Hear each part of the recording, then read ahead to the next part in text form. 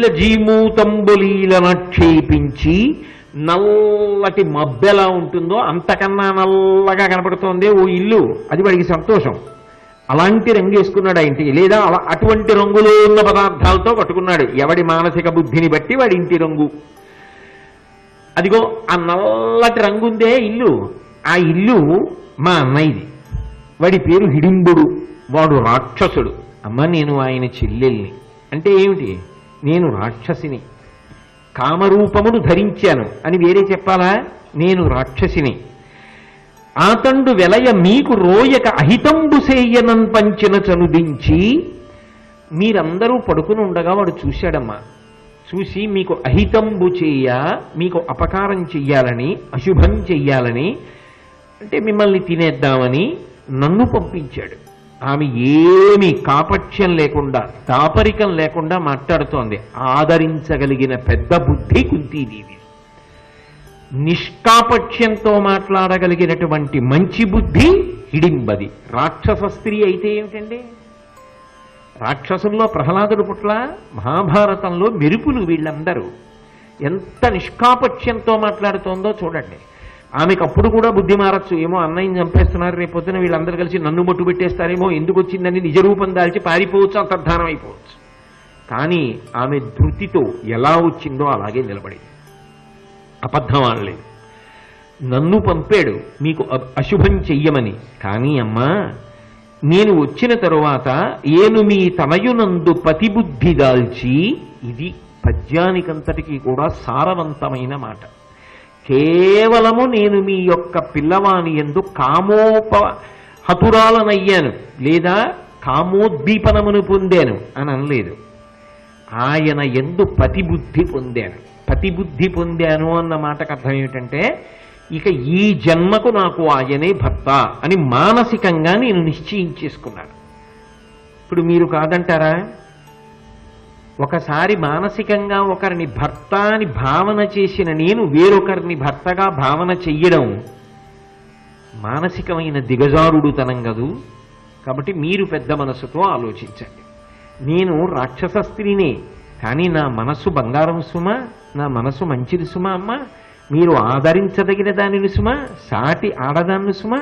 ఏ రాక్షసినైతేనే సాటి ఆడదాన్నేగా అని ఆ కుంతీదేవితో ఒక వాక్యం పలికితే దాని లోపల అంత భావాన్ని చొప్పిస్తూ పతిబుద్ధి దాల్చి యుద్ధత మన్మథార్తనై మసలితే, అపారమైనటువంటి మన్మథతాపాన్ని నీ యొక్క కుమారుని యందు పొందాను. అమ్మా నీ దగ్గర నేను దాపరికం లేకుండా చెప్పేస్తున్నాను. ఈ వచ్చిన దాన్ని మీకు అపకారం చేయకుండా నీ కుమారుని యందు అనురక్తిని పొంది నిలబడి ఉన్న కారణం చేత ఆగ్రహించినటువంటి మా అన్నగారు వెంటనే బయలుదేరి వచ్చి మీతో కలిపి నన్ను కూడా మింగేస్తానని ఆగ్రహాన్ని ప్రకటించాడు. ప్రకటిస్తే, అడిగోనమ్మా అయ్యసురతోడకడంగి మల్లయుద్ధంబు చేయుచు అల్ల చోట నున్నవాడు మీ సుతుడు దర్పోన్నతుండు. అడిగో ఆ రాక్షసుడితో, అన్నయ్యతో అనలేదు. అది అక్కడ మాట. పతిబుద్ధి పొంది ఇప్పుడు భీముడితో పతిబుద్ధి పొందింది. పొందితే కుంతీదేవికి ఆమె ఎవరు, కోడలు. ఇప్పుడు ఆమె ఎవరి కుటుంబ సభ్యురాలు, వాళ్ళ కుటుంబ సభ్యురాలు. ఆయన ఎవరు, మా అన్నయ్య అయితే మన కుటుంబానికి ఇంత అపకారం ఎందుకు చేస్తారండి. అయ్య బాబోయ్, ఆ పతిబుద్ధి పొందగానే ఆమె ఎంత సంస్కారం ఆవిర్భవించేసిందో చూడండి. అందుకనండి అదిగో అక్కడ ఆ రాక్షసుడితో యుద్ధం చేస్తున్నాడే దర్పంతో మీ అబ్బాయి అని చెప్పి ఆగిపోయింది. ఈలోగా తెల్లవారుజాము అవుతోంది. తెల్లవారుజాము అవుతుండగా అరుణోదయం అని అవుతుంది. ఎర్రటి కాంతి కనపడుతుంది. ఆ ఎర్రటి కాంతి కనపడడానికి పూర్వం రౌద్రమైనటువంటి కాలం ఒకటి ఆవిర్భవిస్తుంది అని. అప్పుడు కూడా రాక్షసులు చాలా విశేషమైనటువంటి ఉద్వేగాన్ని, బలాన్ని సంతరించుకుంటారు. అసుర సంధ్యలో పొందుతారు, పూర్వ సంధ్యలో రౌద్రముహూర్తంలో పొందుతారు అని. అందుకని గబగబా అర్జునుడు వెళ్ళి భీముడితో చెప్పాడు, తెల్లవారుతోంది, ఈ సమయంలో వాళ్ళు బలాన్ని పుంజుకుంటారు, ఆలస్యం చేయకుండా వెంటనే చంపేసేయాలి. ఒడిసి పట్టి ఉంచి వెన్ను మీద గుద్ది వెన్నుపాము 2 ముక్కలుగా విరిగిపోయేటట్టు చేసి నడుము వరకు వాడిని 100 మాటలు గిరగిరా తిప్పి త్రుంచి విసిరి అవతల పారేశాడు. పారేసి భీముడి చేతులు దులుపుకుని యువతలకు వచ్చేశాడు. వచ్చేయగానే అమ్మయ్యా రాక్షస సంహారం అయిపోయిందని ధర్మరాజు, నకులుడు, సహదేవుడు, కుంతీదేవి గబగబా భీముడి దగ్గరికి వెళ్ళారు. వాళ్ళతో పాటుగా హిడింబ కూడా వెళ్ళింది. కానీ ఎంత ప్రత్యక్ష ప్రసారం చేస్తారండి అసలు. అది ఏదో చూడండి, అక్కడ జరుగుతున్న దాన్ని జరుగుతున్నట్టే చూడడానికి వీలుగా ప్రత్యక్ష ప్రసారం చేసినట్టే ఒకనాడు జరిగిపోయిన ఇతిహాసాన్ని శాబ్దిక ప్రత్యక్ష ప్రసారం చేస్తారు. ఎంత చిన్న విషయాన్ని విడిచిపెట్టారు. ఎందుకో తెలుసా? ఇందులో ఒక గొప్ప విశేషం ఉంది. అక్కడ భీముడు రాక్షసుణ్ణి చంపి నించున్నాడు. అర్జునుడు అంతకు ముందే వెళ్ళాడు. వాళ్ళిద్దరు అక్కడ ఉన్నారు. అమ్మయ్యా అని వాడిని చంపేసేసి ఏదో కాళ్ళు చేతిలో ఆయన దులుపుకుంటున్నాడు. గబగబా రాక్షస సంహారం అయిపోయింది. మరి తమ్ముడు ప్రేమతో ధర్మరాజు గారు ఎడతాడా వెళ్ళడా? అన్నయ్య నకుల సహదేవులు ఎడతారా వెళ్ళరా? కొడుకు కుంతి వెడుతుందా వెళ్ళదా? వీళ్ళు వెడతారు సహజం. అందులో అమ్మా రండి అని ఆయన పిలవక్కర్లేదు, ఇక్కడికే వచ్చే పిల్లడా అని వీళ్ళు అనక్కర్లేదు. వాడు ఉన్న చోటికి వీళ్ళు వెళ్ళిపోతారు. అది ప్రేమ అంతే. కానీ ఇప్పుడు వెళ్ళాలా వెళ్ళకూడదా నిర్ణయించుకోవలసింది ఎవరు? హిడింబ. ఆమె అక్కడే నించుండిపోయింది అనుకోండి. అప్పుడు వాళ్ళ ప్రస్తావనలోకి ఈమె రావచ్చు రాకపోవచ్చు ఒకటో విషయం. రెండు, మానసికంగా తాను కొంత దూరం అయింది శారీరకంగా దూరంగా ఉండడంలో. మూడు, అన్నిటికన్నా ప్రధాన కారణం కుంతీదేవి ఎంత సంతోషపడిపోతోందో భీముడు చంపాడని, ధర్మరాజు నకుల సహదేవులు అర్జునుడు ఎంత సంతోషపడిపోతున్నారో, తాను అన్న భావన లేకుండా పతిభావన పొందినది నిజమైతే నా భర్త బ్రతికాడు, రాక్షసుణ్ణి చంపేశాడందే, రాక్షసుడితో యుద్ధం చేస్తున్నాడని అలా రాక్షసుణ్ణి చంపేశాడు, అమ్మయ్య ఆయన బ్రతికారని పరమానందం పొందినది నిజమైతే అప్రయత్నంగా ఆమె కూడా కుంతి వాళ్లతో కలిసి ముందుకు భీముడి దగ్గరికి రావాలా వద్దా? అది భారతంలో పెద్ద విశేషం కింద కనపడినట్టు కనపడదు. కానీ మీరు ఒక వాక్యం చదివి కళ్ళు మూసుకొని కాసేపు చూస్తే ఎంతో ఆనందం కలుగుతుందో. బాహ్యేమి దృశ్య కావ్యం రా అనిపిస్తుంది. హిడింబ కూడా దగ్గరకు వచ్చింది. భీముడు అమ్మయ్యా వాణ్ణి చంపేశాను అన్న భావన, అయ్యో నిద్ర లేచిపోయారా అన్న బాధ, ఎందుకమ్మా బెంగ, ఇలాంటి వాళ్ళు ఎంతమంది వస్తే ఏమిటి అన్న అతిశయం, ఇన్ని కళ్ళల్లో కనపడేటట్టుగా వాళ్ళ వంక చూసుకుంటూ మనందరం క్షేమంగా ఉన్నామని ఇలా చూసేటప్పటికి అక్కడ హిడింబ కూడా ఉందనుకోండి, మధ్యలో ఇదెందుకు అన్న భావన కనపడింది అనుకోండి భీముల్లో. అప్పుడు ఆమె ఏ భావన ఆయన ఎందు పొందుతోందో ఆ భావన ఆయన ఆమె ఎందు పొందుతున్నాడా? పొందలేదని చెప్పాలి. మౌనంగా ఊరుకున్నాడు అనుకోండి, పెద్దవాళ్ళు నిర్ణయిస్తారులే అని ఓ 2 మెట్లు దిగినట్టు, నువ్వెందుకు వచ్చావు ఇక్కడికి అన్నాడు అనుకోండి, అసలు మొదలంటే ఆ భావనే లేదన్నట్టు, ఏదో కొంత గౌరవం ఇచ్చినట్టు.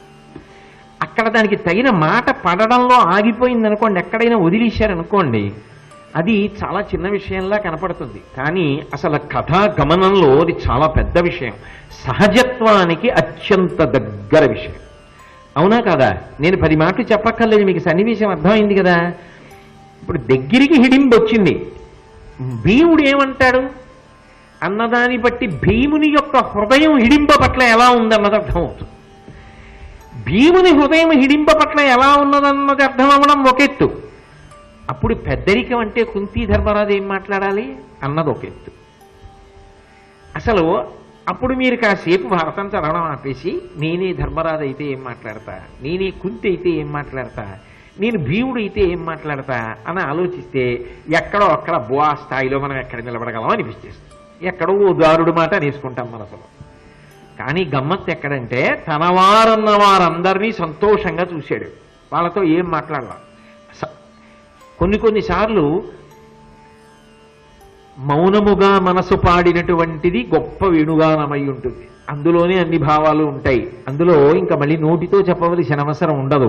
కాబట్టి మౌనంగా వాళ్ళందరి వంక చూశాడు. నోటితో మాట్లాడింది హిడింబతో మాట్లాడాడు.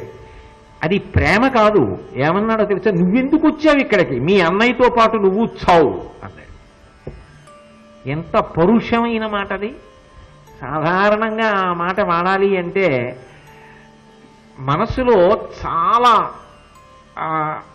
అవతల వారి పట్ల వైముఖ్యం ఉండాలి, నమ్మనితనం ఉండాలి. ఏమిటి నమ్మనితనం? వెంటనే వెనక చెప్పాడు, మీది రాక్షస కుటుంబం, మాయలకి ప్రసిద్ధి, మిమ్మల్ని ఎవడు నమ్మాడు? ఒకడు ప్రకటనంగా యుద్ధానికి వచ్చాడు, నువ్వు ప్రేమ అన్న పేరు చెప్పి మేము నిద్రపోతున్నప్పుడు తినవని ఏమిటి నమ్మకం? నమ్మి ఆదమరిచి అందరం నిద్రపోతే ఎవరి కంఠం గురికేస్తావు? కాబట్టి మిమ్మల్ని ఎవడు నమ్మాడు? చావు మీ అన్నతో పాటు అన్నాడు. అంటే దాని అర్థం నువ్వు సశరీరంగా నశించిపోవడాన్ని నేను కోరుకుంటున్నా. అంటే ఆయనకు అసలు ఆమె యందు ఏ అనురాగ భావన లేదు. ఆమె పతాక స్థాయిలో అనురాగ భావన పొంది ఉంది. ఇది రెండు మానసికంగా గొప్ప సంక్లిష్టమైనటువంటి స్థితి.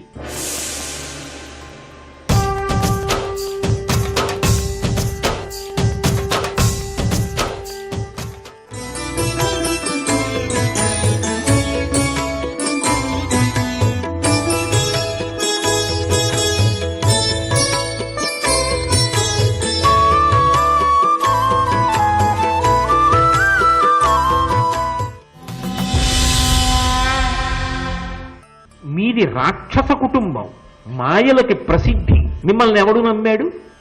సావు వెళ్ళి మీ అన్నయ్యతో పాటు, మీరు మాయలకి ప్రతీకలు, మిమ్మల్ని ఎవరు నమ్మారు అన్నాడు.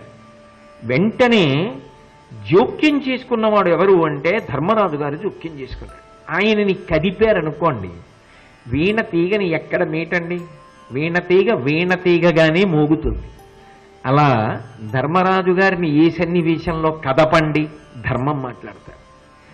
అందుకు పరమాత్మ ఎప్పుడూ వాళ్ళ వెంట ఎందుకుంటాడు అంటే ఆ ధార్మికమైన ఆలోచన, ఆ ధర్మమునందు అనురక్తి, ఆ ధర్మానుష్ఠాన బలం వాళ్ళ వెంట కృష్ణ పరమాత్మ ఉండేటట్టు చేసింది. అందుకే శివానందలహరిలో శంకర భగవత్పాదులు ఒక మాట అంటారు, వటుర్వా గీహి వా ఇదిరిపిజటి వా తదితరో నరో వా యక్కశ్చిద్భవతు భవకింతేన భవతి యదీయం హృత్పద్మం యది భవదధీనం పశుపతి తదీయస్త్వం శంభో భవసి భవభారంచ మహసి అంటారు. ఎవరు భగవంతుని యందు భక్తితో, అంటే ఆయన చెప్పిన మాట వినాలి, ధర్మానుష్ఠానం చెయ్యాలనేటటువంటి కోరికతో ఉంటారో వాళ్ళ వెంట భగవంతుడు పరిగెడుతూ ఉంటాడు రక్షించడానికి. కాబట్టి వెంటనే ధర్మరాజు గారు భీముడు వంక చూసి అన్నాడు, వధకు అర్హుడై వచ్చిన వాని చంపి తదియు ధర్మువ, ఇది చాలా అబల, దీని కలుగ జన ఆత్మరక్షకు నగ్గలంబు ధర్మరక్షయయుత్తమ ధార్మికులకు. భీముడితో అంటున్నాడు, ఎవరిని చంపాలో, ఎవరు చంపబడడానికి అర్హుడో వాణ్ణి చంపేశావు, అది ధర్మం, అందులో దోషం లేదు. నిద్రపోతున్న వాళ్ళని తినేద్దామని వచ్చాడు, నరమాంస భక్షకుడు, వదిలిపెట్టడం కుదరదు, చంపేశావు, చాలా బాగుంది. ఇది చాలా అబల, హిడింపని చూసి మాట్లాడుతున్నాడు. ఇది అంటే ఆ సహజత్వం చూడండి. ఇది అన్నప్పుడు నేనే ఏదో ధర్మరాజు గారిలో ఇలా చేయి చూపిస్తాను. ఇంకా ధర్మరాజు గారు అక్కడ మాట్లాడుతున్నప్పుడు హిడింబ అక్కడే ఉంటే ఇది అనాలా వద్దా? చూపించి పక్కనున్న హిడింబని. అందుకని అక్కడ ఆ మాటే పడాలి, రెండక్షరాలైన సహజత్వానికి పరాకాష్ట పద్యం. అందుకని ఇది చాలా అబల, రాక్షసుడి చెల్లెలు అనుకుంటున్నావు కానీ అబల. అబల అంటే బలము లేనిది. ఎందుచేత? శారీరకంగా బలం లేనిదా? కాదు, మనస్సులో నరభావనలు కలిగినది. ఇది మీరు బాగా పట్టుకోవాలి. శరీరము రాక్షస స్త్రీ, మనసు కోమలము, వెన్నపూస. ఒక మనుష్య స్త్రీకి ఎంత ప్రేమ ఉంటుందో అంత ప్రేమ ఈమె గుండెలో ఉన్నది. అటువంటిది అపకారం ఎందుకు చేస్తుంది? మీ అన్నయ్య వెంట పోచావు అని ఎందుకు అంటావు? మాయలు పొందుతావు, నిన్నెవరు నమ్మారు, ఎందుకంతంత కఠినమైన మాటలు మాట్లాడతావు? కాబట్టి ఇది చాలా అబల, దీని కలుగజనదు, దీని మీద కోప్పడకూడదు, తప్పు. కోపం పొందావనుకో కఠినమైన మాటలు మాట్లాడతావు. కఠినమైన మాటలు మాట్లాడడం నిజానికి చంపడం కన్నా కూడా ఘోరమైన విషయం. అందుకని ఆమె మీద కోపం పెట్టుకోకూడదు. ఆత్మరక్షకు నగ్గలంబు ధర్మరక్షయుత్తమ ధార్మికులకు. ఉత్తముడైనటువంటి ధార్మికుడికి ఉండే గొప్పతనం ఏమిటో తెలుసా? తనని తాను రక్షించుకోవడానికి చేసే ప్రయత్నం కన్నా ధర్మాన్ని రక్షించడానికి పెద్దపీట వేస్తాడు. నన్ను నేను రక్షించుకొని ధర్మాన్ని వదిలిపెట్టడమా, నేను ఖేదపడ్డా ధర్మాన్ని కాపాడుకుని ధర్మానికి పెద్దపీట వేసి దాని వలన నేను ఎక్కువ నలుగుడు పడడమా అంటే తాను ఎంత శక్తివంతుడయ్యుండి నలుగుడు పడి బాధపడతాడు తప్ప ధర్మాన్ని పక్కన పెట్టి మాత్రం తన రక్షణ చూసుకోడు. అది ధర్మమును అనుష్ఠించాలనేటటువంటి ఉత్తమ ధార్మికులైన వాళ్ళు ఎవరుంటారో ఒక్కొక్కరు ఆపద కాలమునందు ధర్మాన్ని తప్పదని వదిలిపెట్టచ్చు. కానీ ఎంతటి ఆపత్కాలమునందు కూడా నేను రక్షింపబడడం కన్నా ధర్మము రక్షింపబడడం ప్రధానమని చెప్పి ధర్మానికి పెద్దపీట వేస్తాడే వాడు ఉత్తమమైనటువంటి ధార్మికుడు. ఎవరిని చంపాలో వాళ్ళని చంపేశావు, రాక్షసుణ్ణి, ఈమెనెందుకు చంపేస్తానంటావు? నిజంగా ఆమెని చంపవలసిన అవసరం లేదు. ఆమెని చంపాలి అనుకుంటే ఆమె రాక్షసిగా ప్రవర్తించాలి అంటే ఆమె ఇలా ప్రవర్తించవలసిన అవసరం లేదు. ఆమె నడబడి చెప్తోంది కదా, నువ్వెందుకు ఆమెను చంపుతానంటావు? అలా చంపుతానన్నమాట అనకూడదు. పైగా ఆపదయైనను ధర్మము ప్రాపుగా రక్షింపవలయు పరమార్థము ధర్మాపాయమ ధార్మికులకు ఆపద జన్మాంతరమున అనుగతమగుటు. ఎంత గొప్ప మాట చెప్పాడో చూడండి. ఆయన అంటాడు, ఆపదయైనను ధర్మువ ప్రాపుగా రక్షింపవలయు పరమధర్మము. తనకి కష్టంగా ఉన్నా సరే ధర్మాన్ని రక్షించడానికే ఎప్పుడూ కూడా మనిషి ప్రయత్నపూర్వకంగా సిద్ధపడి ఉండాలి. ఎందుకని అంటే ధర్మాపాయమ ధార్మికులకు నాపద.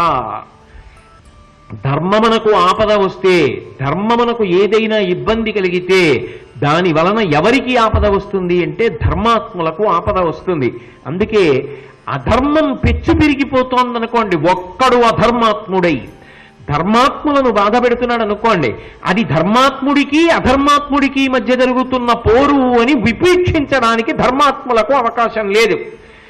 వీడు ఇలాగే చెలరేగిపోతే ధర్మాత్ములను బాధ పెడతాడు, దాని వలన ధర్మము బాధపడుతుంది. తర్వాత వాళ్ళకి చీకాకు కలిగితే ధర్మమునకు పెనుప్రమాణం వస్తుంది. కాబట్టి ధర్మరక్షణ కొరకు నేను అధర్మాత్ముని యొక్క విషయంలో జోక్యం చేసుకుని వాణ్ణి బుద్ధి చెప్పి ఉంచవలసిన చోట ఉంచుతాను అని జోక్యం చేసుకోవలసిన అవసరం ఉంటుంది.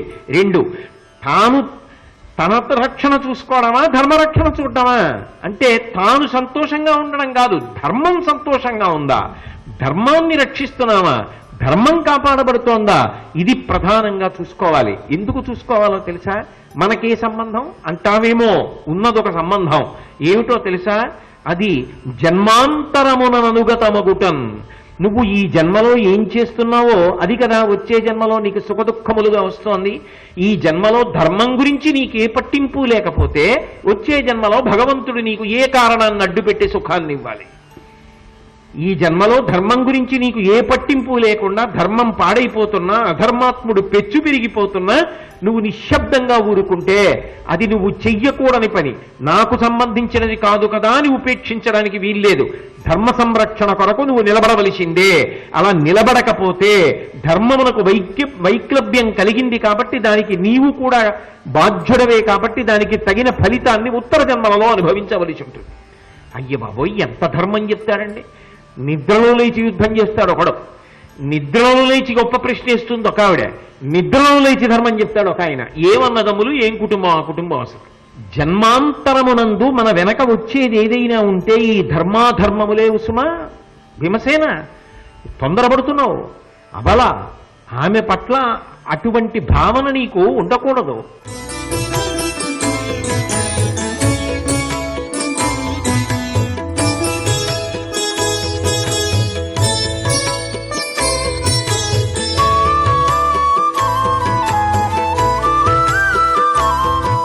సర్వం శ్రీ ఉమామహేశ్వర పరబ్రహ్మార్పణమస్తు.